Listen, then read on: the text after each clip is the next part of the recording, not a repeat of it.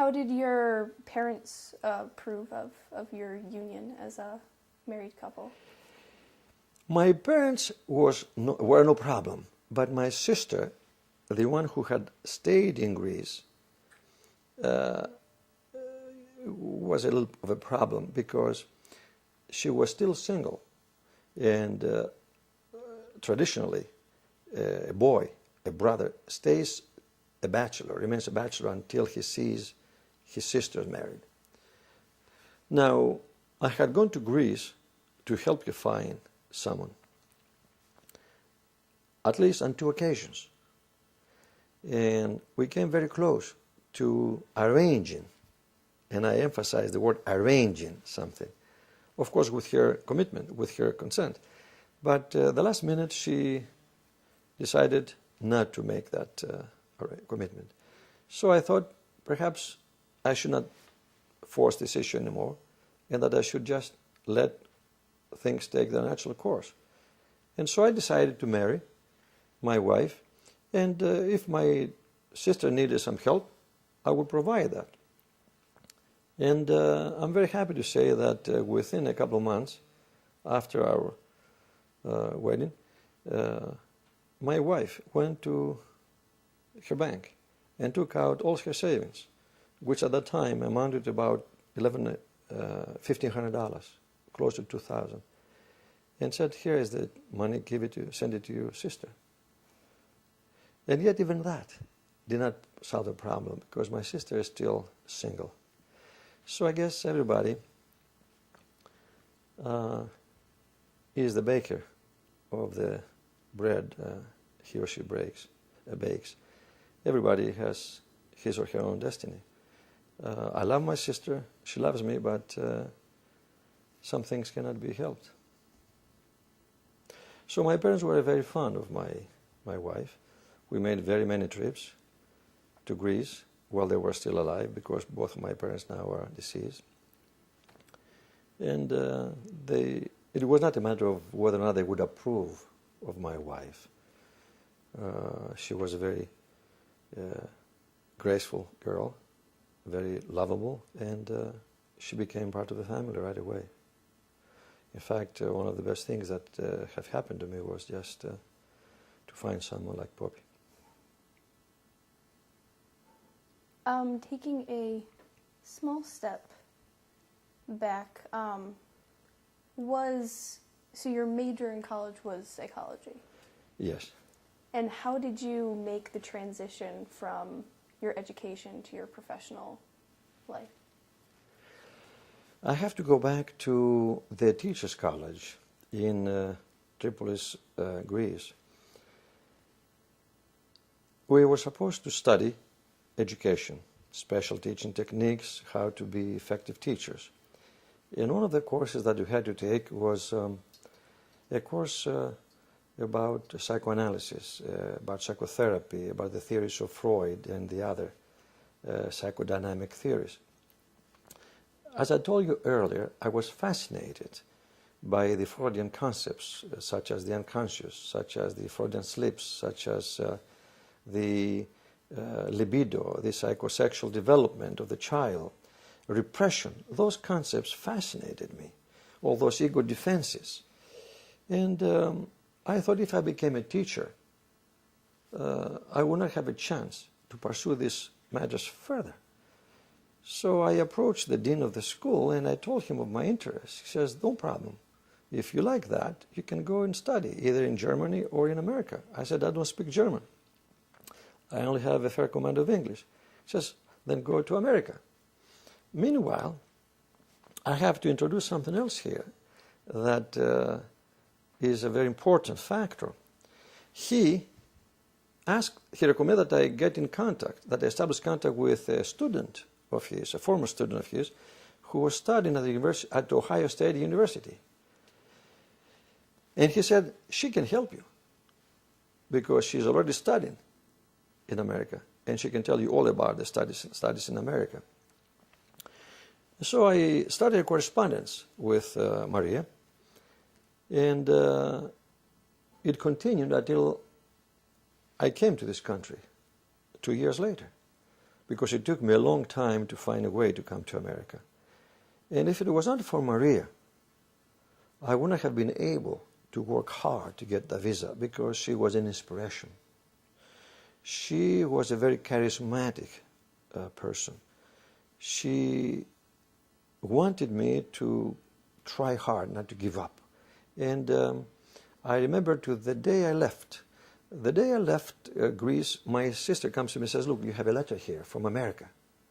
And I read that letter and I shed tears, because she had become a guardian angel. She was good for my spirit and she nurtured me. And I came to America and I went to meet her. And I did. I took the train and I spent some of the money that I had to go and meet her in Columbus, Ohio. And Maria said, "Why do you want to study abnormal psychology, clinical psychology, and not study educational psychology and work with normal kids?" I said, "No, I have this interest in clinical matters." She said, "That's okay." So Maria became a PhD. Maria won an award, a Presidential Teacher of the Year award, years back. And she was a wonderful teacher. She traveled the world giving lectures about teaching. And she passed away a few years back. And she's one of those people in my life that have meant a lot to me because of that inspiration, that encouragement. She was an outstanding individual. And I am in communication with her daughter, who is also a professor. And I have told her the story of our correspondence with her, to which I allude in Arcadia, My Arcadia, because Angelos has a correspondence. Of course, this is fictional story. But I had to have someone to mentor me, because today things are different. Back then, to get information about studies in America was mighty difficult. We did not have the cell phones, we didn't have the globalization, television, we didn't have the constant communication, we didn't have the internet. Today you can just get on the internet to find out what happens in any place in the world. So she was very helpful to me. Very helpful, not only in terms of giving me information about how studies are here, how expensive they are, but also she encouraged me that I would be able to succeed, that if I had discipline, if I had the ambition, which she thought I had, I will be able to do okay, because I had my own anxieties if I would be able to succeed here. Because I knew ahead of me I had a lot of many, many years of studying. In fact, so many that my mother later would begin to question me. When I received my bachelor's, she says, "All right, when are you coming back?" Because when I left Greece, I said, "I'm going to go study for 4 years and come back." And I said, "No, Mother, I'm not going to come back because I'm going to study some more." She said, "You went to the university, now what are you going to do?" I said, "Well, I'm going to go to graduate school." My mother could not understand graduate school. And so I tried to explain to her. And I did that. 2 years later, she says, "When are you coming back home?" And I said, "Mother, I'm going to go on." She says, "What for now?" She began to lose her faith in me. I said, "I'm going to go on and study to become, to get a doctorate." And she thought I was lying to her. And so I was able to convince her that it's all legitimate, and I had really a long road ahead of me. My mother missed me a whole lot during those years. But I had to just pursue my studies. I could not stop. And I did one degree after another. And and I became a clinical psychologist, and I started private practice, and I taught at the same time. I taught in college as well as in graduate school. And to this day, I enjoy teaching, as I told you earlier. I want to be part of that life, the academic life. So did you have any difficulties in, starting a private practice and really launching that career? Yes, it was very difficult back then. because in the beginning I was dealing with a Greek American community, and we Greek people do not believe in a functional view of problems. We believe that the personal problems that you have are organic, and so you need treatment that is medicine. You don't need to talk. They did not believe in the talk cure. They wanted to go to visit a doctor or psychiatrist to get some pills and get rid of the depression or delusions or hallucinations.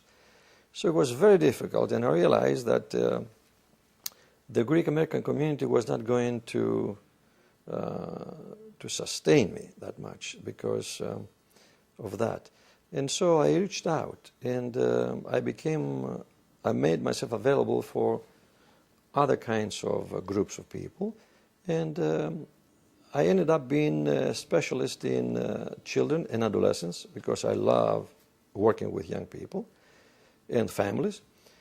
And I did a lot of psychological testing, evaluations to assess psychodynamics, to assess learning disabilities, attention deficit disorders. And although it took me about 5 or 6 years to feel comfortable being a private practitioner, I was able to just create a second office and a third and a fourth and a fifth before I stopped in 2000. So I worked very, very hard, sometimes 15 to 18 hours a day.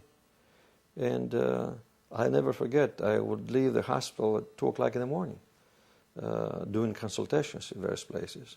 So I loved the work that I did, and there was a lot of work. People appreciated the thoroughness of my work, and so they kept me very, very busy. I would leave the hospital by 11 o'clock, finishing a consultation, only to receive a call to say, look, we also want you to do this and that. And so I kept very, very busy. So I was very, very successful because I brought dignity to my profession. I brought dedication and thorough work. I would never cut corners.